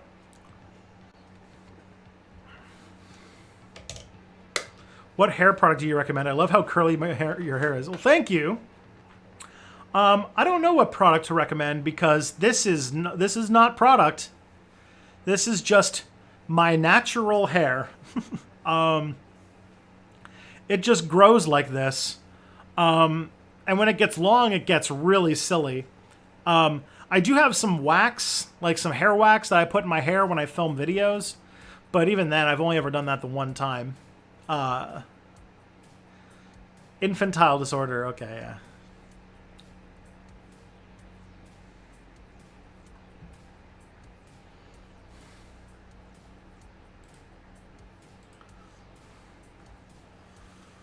Have I considered doing a video on the history of the Irish Troubles and rising border tension in the context of Brexit? Sure. I get a lot of video request ideas. We already answered this question too. Can you talk about the difference between history and historiography? I mean, there's not that much to say. History is the study of the past, and historiography is the study of the writing of history. Like, historiography is the history of the discipline of history. Have I been told I look like Hodor? Alright, that's fun. Lenin's take on Kotsky was sus too. Well, thank you for the super chat, by the way, Dave. I don't know what more to say on that. I don't know a whole lot about the Russian Revolution, I'll be perfectly honest. You think your backstory is going to be anything more than Alexander started messaging me and saying everything in the American Federation sucks because tolerance? I don't know. We'll see. My guess is that that it'll probably be a little bit more interesting than that. But hey, I mean, there's the bigger thing, which is just that, like, you know, the story will probably be about just how easy it is to, you know, trick people into becoming part of hateful ideologies. And on top of that, about, you know, how we shouldn't be branded forever, or, you know, the branding forever of people for actions they did when they were stupid teenagers. I don't know. I don't know where it's going to go. But Sasha's story in, Sasha's plotline in After the Revolution is probably the most interesting plotline in the show, or in the book, to me. As a Canadian historian, do you find there's too much concentration on American-centric history? I mean, depends. The thing is, I am a Canadian historian in the sense that I am a historian that lives in Canada, but I actually am a U.S. historian by, like, my area specialty, so kind of a hard question to answer in that situation.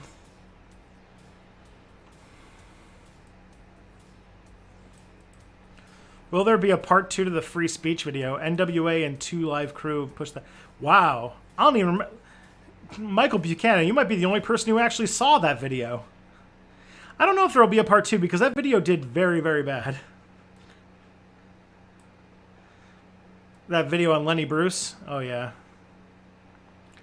That is like a video that I often forget that I made.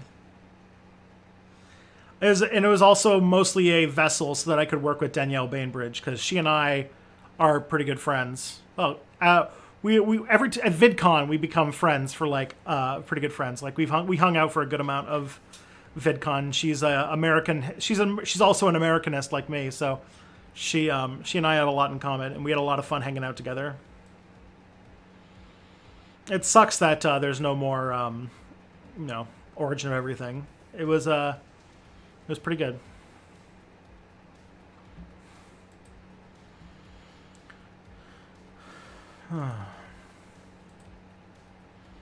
What type of anarchist am I? I consider myself primarily an anarcho-communist.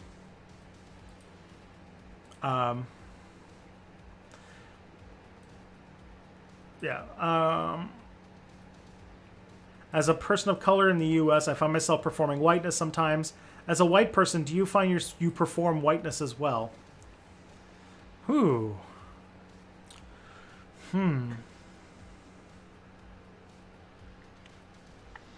That's a really good question. I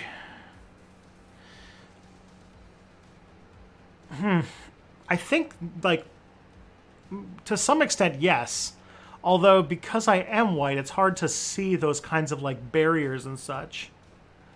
And also, when you are in the position of privilege, you can sort of go outside your, like, performance of privilege and still be able to return back to it because of that whole thing. But the way you act at work is basically performative whiteness. I guess there is that. Although now that it's been like what? It's been like 2 years now since I've actually had like a real job. Like, I left my job at CCLA in 2019, and that was the last like actual like real job I had where I went to an office. So now I have completely forgotten how to be a human in like a professional setting. So maybe it's bad on that.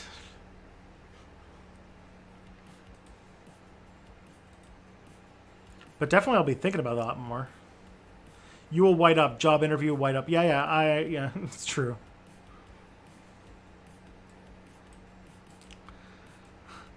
So once for all, is the U.S. a democracy, and why is the answer yes? The U.S. is like so not a democracy to the point where it's almost an anti-democracy. Like at this point, something is more likely to pass if it's not popular. Like the position with the fewest amount of votes seems to be the one that wins. Didn't the book mention that there was a high suicide rate amongst the teens at Sasha's school? I got the feeling that the conditions for school Kids in the AmFed weren't great. Yeah, maybe. I don't know. I've been feeling a lot of major left-wingers, especially from the Jacobin crowd, have been adopting right-wing rhetoric when it comes to issues like ID poll. Thoughts? Yeah, it's concerning. That's for sure, especially like in the Greenwald, Taibbi crowd. You know, when Donald Trump lost the election, there was this idea in like the far right that like their next recruiting ground is going to be people who are bitter and surly from the Bernie Sanders loss, and that there's probably ground to be made with recruiting for the far right amongst like leftists, and it has been shocking how successful that has been, with like Jimmy Dore trying to like become friends with fascists, with Glenn Greenwald becoming friends with fascists, with Matt Taibbi thinking that the biggest problem that the left needs to deal with is like college students who make fun of him on Twitter. Like, yeah. Can she go home now? She's meant to be an allegory for teenage ISIS recruits, and they often get locked up when they try to return to UK or France or wherever. Yeah, she's in a pickle. I would be very interested to see what happens. This is why your story is so compelling. There's so much drama.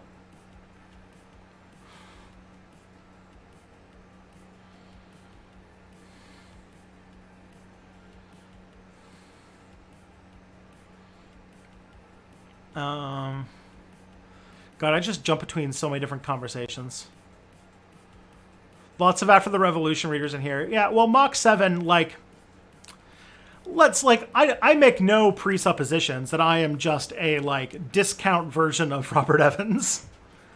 I am, like, what's it called? If you can't get enough Robert Evans, I covered the same topics, half as funny, and a quarter as good. So if you need so much Robert Evans, you need to discount Robert Evans, that's me. And so there's a lot of overlap between Rob Evans' fandom and Step Back fandom.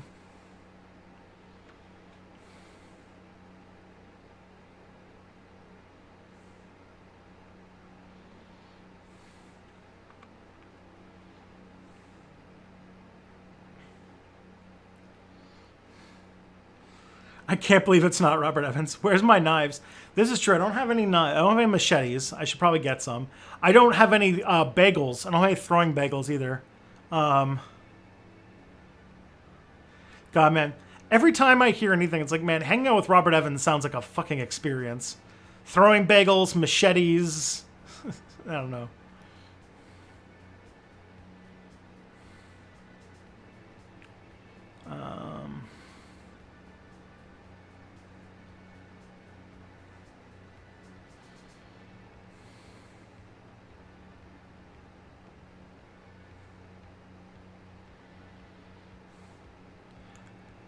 I like her story. I just don't think we should immediately like her 2 seconds after realizing she doesn't want to be a broodmare.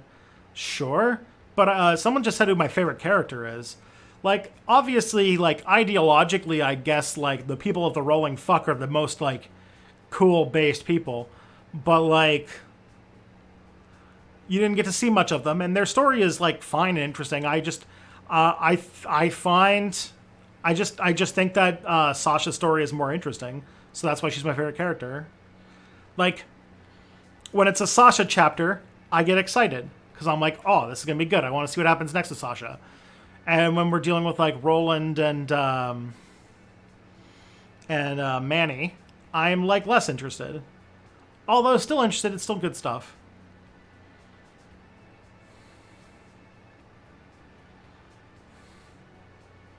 I will say that, like, Roland isn't doing a whole lot for me. I don't find his story that fascinating. Old curled coffee creamer. Yeah, one pump, one cream.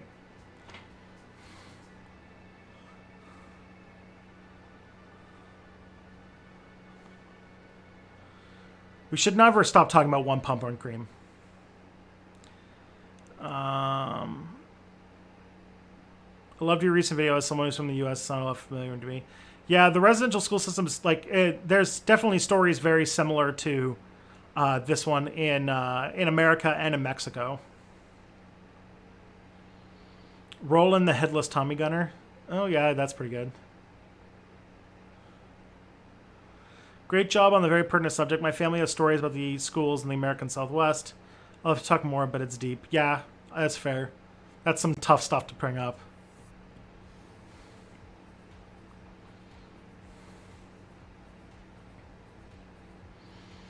So I only got a couple minutes left.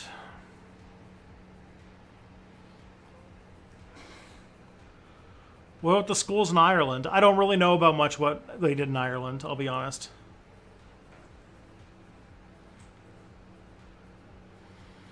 But I mean, there was definitely, to some degree, a successful cultural genocide in Ireland. They all speak English. Like, what's it called? The only reason why Irish is even spoken at all in Ireland is because of a concentrated effort to restore it. So, yeah, there's definitely a good amount of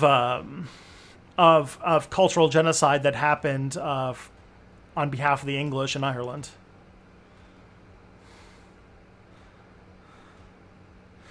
I would definitely, Kevin, I would like to do drugs with Robert Evans as well. I think that would be fun.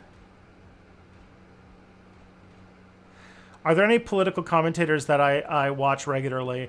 At this point, I think like The Worst Year Ever is like the only podcast that I really dig through. I also watch Democracy Now! Every so often, maybe about once a week. And, you know, random folks on Twitter that I think have pretty good political analysis. But like I'm not like I don't have a whole lot of time. I'm too busy with all my other shit that I do to like sit and watch a whole bunch of other people's takes. I still listen to Chapo every once in a while too, because they've usually got some good guests and such. So,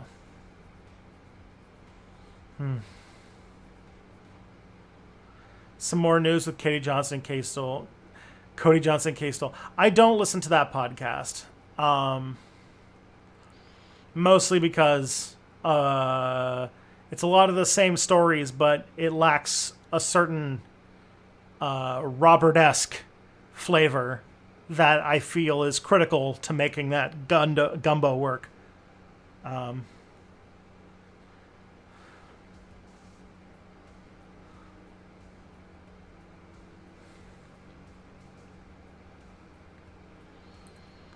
Would you listen to the WIE episode on Worst Year Ever episode on? Yeah, I actually listened to that. I think I listened to that today. So yes, I did listen to it. It was good.